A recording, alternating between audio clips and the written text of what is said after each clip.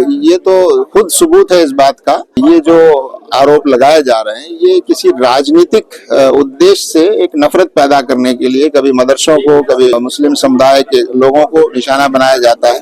चाहे वो स्कूल हो, मदरसे हो, यहाँ जो तालीम दी जाती है, दीन की तालीम और धर्म की तालीम और मानवता की जो शिक्षा है, वहां से भी मदद हो रही है। आप देख रहे हैं इस वक्त सबसे ज्यादा प्रभावित है पंजाब, इससे पहले उत्तराखंड और हिमाचल में भी हुआ। लेकिन जिस तरह से लोग आगे आ रहे हैं मदद के लिए, वो हमारे देश की एक पहचान है। और खासतौर से मुस्लिम समुदाय के लोग वहाँ आगे आ रहे हैं, मुस्लिम धर्म गुरु वहाँ आगे आ रहे हैं, मुस्लिम संस्थाएं आगे आकर वहाँ मदद कर रही हैं। जबकि पंजाब में 2% मुसलमान हैं। और वैसे पंजाब के बारे में हम कह सकते हैं कि पंजाब में वहाँ जो आपसी सद्भाव और भाईचारे का जो वातावरण है वो बहुत अच्छा वातावरण है, और इसलिए लोग आगे बढ़कर काम कर रहे हैं। तो ये सबकी जिम्मेदारी है, और मुसलमानों की तो ये खास जिम्मेदारी है, उनकी मजहबी जिम्मेदारी है कि कोई भी मुसीबत में हो तो उनकी मदद की जानी चाहिए, चाहे वो किसी धर्म का हो, कोई भी हो, कहाँ भी हो, जहाँ तक भी आप मदद पहुँचा सकते हैं वो पहुँचाएं। जिन मदरसों मस्जिदों पे आरोप लगते थे कि ये इसके अड्डे हैं, उसके अड्डे हैं, वही मदरसे सबसे पहले पहुंचे हैं सर, और जो आरोप लगाते हैं वो अभी भी नदारत है। देखिए, यहाँ इस देश में एक नफरत की राजनीति चल रही है, और नफरत की राजनीति के तहत बहुत सारा झूठ बोला जा रहा है, जहर उगला जाता है, ताकि इस देश में धर्म की बुनियाद पर लोगों को बांटा जा सके। लेकिन अब भारत की जनता ये समझ रही है और सब जानते हैं कि नफरत फैलाने वाले लोग कौन हैं। लेकिन चाहे वो स्कूल हो, मदरसे हो, यहाँ जो तालीम दी जाती है, दीन की तालीम और धर्म की तालीम और मानवता की जो शिक्षा है, वहां से भी मदद हो रही है। आप देख रहे हैं। तो ये तो खुद सबूत है इस बात का कि ये जो आरोप लगाए जा रहे हैं ये किसी राजनीतिक उद्देश्य से एक नफरत पैदा करने के लिए कभी मदरसों को, कभी मुस्लिम समुदाय के लोगों को निशाना बनाया जाता है। असम में जिस तरह से सैकड़ों लोगों को जब देखिए, आसाम में जिस तरह से सरकार एविक्शन कर रही है, लोगों को उजाड़ रही है। सरकार का काम लोगों को बसाना है, ना कि उजाड़ना। वहाँ ऐसा लगता है कि सरकार उजाड़ने पर तुली हुई है, और वहाँ भी इस उजाड़ने में भी निष्पक्षता नहीं है। वहाँ उजाड़ने में भी एक नफरत का एजेंडा काम कर रहा है कि एक खास समुदाय के लोग, मुस्लिम समुदाय के लोग, बंगाली बोलने वाले मुस्लिम, उनको कभी बांग्लादेशी बताकर और बाहर का बताकर, जबकि सारे डॉक्यूमेंट्स उनके पास मौजूद हैं, एनआरसी के डॉक्यूमेंट मौजूद हैं, वोटर कार्ड मौजूद हैं और प्रॉपर्टी के चीजें भी मौजूद हैं। इसके बावजूद जो कानून की जो प्रक्रिया है, उस प्रक्रिया का उल्लंघन करते हुए और लोगों के घर डिमोलिश कर दिए, बेघर कर दिया गया, कई बस्तियां उजाड़ दी, और वो भी सेलेक्टिव है। यानी एक मुस्लिम समुदाय को खासतौर से वहाँ टारगेट किया गया है। और ये बात आसानी से समझ सकते हैं कि आसाम के मुख्यमंत्री जो संवैधानिक पद पर हैं, संविधान की शपथ लेकर सारे प्रदेश के मुख्यमंत्री हैं, वो उनकी जिम्मेदारी है सबको बराबर देखना। लेकिन जिस तरह से उनके जहरीले भाषण आते हैं, बयान आते हैं, वो बहुत ही खतरनाक है। मैं समझता हूँ कि केंद्र सरकार को और हमारी अदालतों को भी इसका संज्ञान लेना चाहिए कि एक संवैधानिक पद पर बैठे हुए व्यक्ति अगर इस तरह नफरत की भाषा बोलते हैं, ऐसे लोगों के खिलाफ कार्रवाई होनी चाहिए। देखिए, बिहार में जो SIR की जो प्रक्रिया शुरू हुई है, हम खुद बिहार गए थे और वहाँ लोगों से मिले, और वहाँ जमात इस्लामी हिंद के लोग भी काम कर रहे हैं। 65 लाख लोगों को पहली बार में जो वोटर लिस्ट से निकाला गया।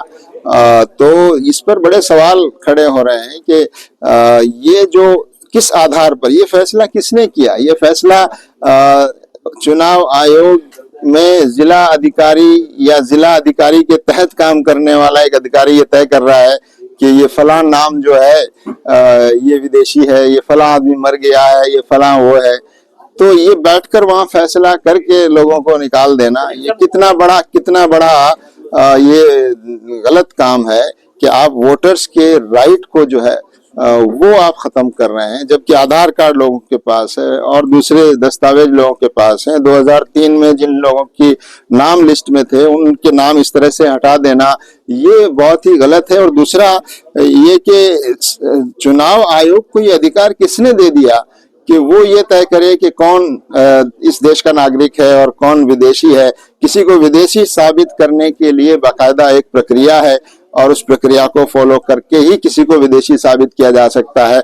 जिसको आप विदेशी साबित नहीं कर सकते वो सारे इस देश के नागरिक हैं और उनको वोट का अधिकार है, चाहे उनका घर हो या ना हो, उनकी जमीन हो या ना हो, उनका कोई एड्रेस हो या ना हो, वो फुटपाथ पर रहते हों या वो जंगलों में घूमते हों, उनको तलाश कर करके वोटर में लिस्ट में उनका नाम दर्ज करना ये चुनाव आयोग की जिम्मेदारी है। चुनाव आयोग का काम लोगों को शामिल करना, उनको वोट के अधिकार को सुनिश्चित करना है।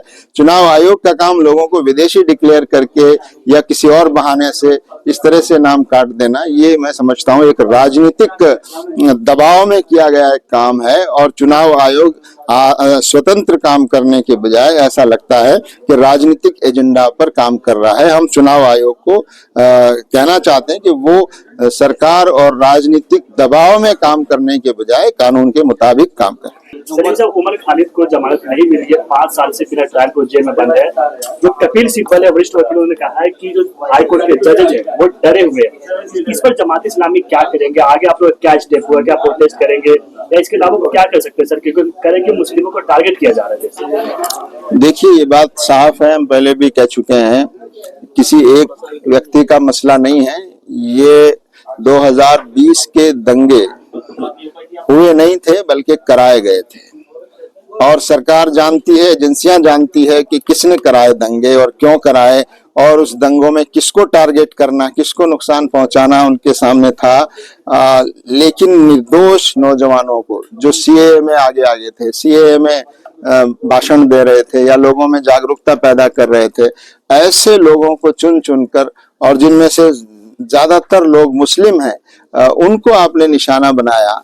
और अब आप 5 साल में कोई सबूत भी ला नहीं पा रहे हैं, 5 साल में ट्रायल भी शुरू नहीं हुआ है, 5 साल में अपराध साबित नहीं हुआ है।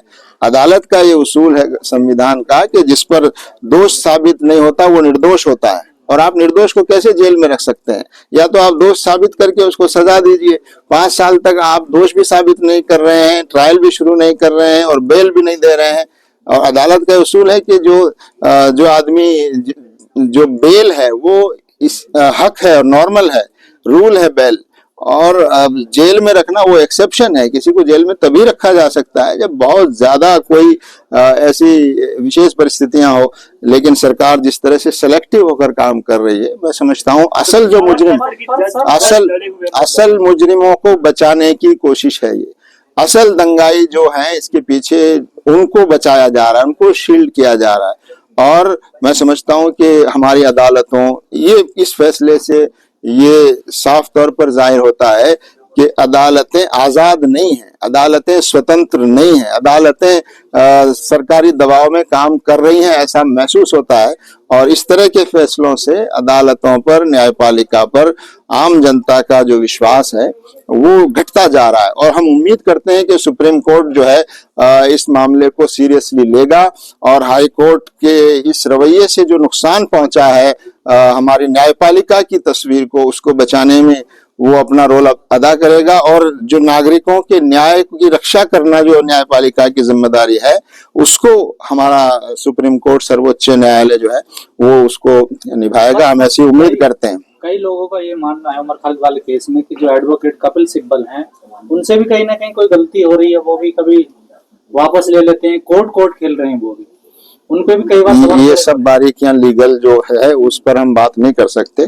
लेकिन हम ये जानते हैं कि अदालतों का रवैया जैसा होना चाहिए वैसा नहीं है। अदालतों को आजादी से काम करना चाहिए, किसी सरकारी दबाव में काम नहीं करना चाहिए। और अगर हाईकोर्ट कोई गलती करता है तो मैं समझता हूँ सुप्रीम कोर्ट को गंभीरता से लेकर न्यायपालिका की जो छवि है उसको बचाने और नागरिकों के जो अधिकार हैं उनको बचाने में अपना रोल अदा